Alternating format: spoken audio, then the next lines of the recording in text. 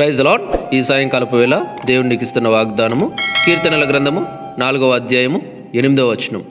యెహోవా, నెమ్మదితో పండుకొని నిద్రపోవదును, నేను ఒంటరిగా నుండినను నీవే నన్ను సురక్షితముగా నివసింపజేయుదువు. ఇక్కడ దావీదు గారు ఏం చెప్తున్నారు అంటే, యెహోవా నెమ్మదితో పండుకొని నేను నిద్రపోవుదును.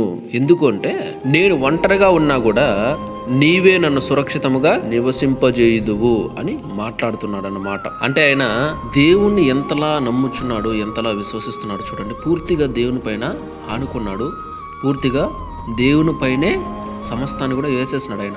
ఎందుకు అంటే, నేను అనవసరంగా లేనిపోని వాటికి అంత కలత చెందుతూ ఆలోచిస్తూ టెన్షన్లు పడుతూ ఇట్లా నేను చేయలేను. ఎందుకంటే నాకు అంత అవసరం లేదు. ఎందుకంటే నా భారాన్ని మోసే నువ్వు ఉన్నావు కదా తండ్రి నాకు.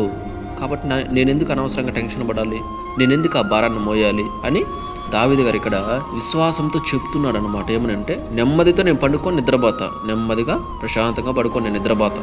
ఎందుకు అంటే, ఒకవేళ నాకు ఎవరు లేకపోవచ్చు, అందరూ నన్ను పక్కన పెట్టేసి ఉండొచ్చు, అందరూ నన్ను వదిలేసి ఉండొచ్చు, అయినా కూడా నేను ఒంటరిగా ఉన్నా కూడా నీవే నన్ను సురక్షితంగా నివసింపజేయుదువు. కాబట్టి నేను అనవసరంగా టెన్షన్ పన్నుని ఆయన స్పష్టంగా ఈ వాక్యం ద్వారా చెప్తున్నాడు అన్నమాట. Praise the lord.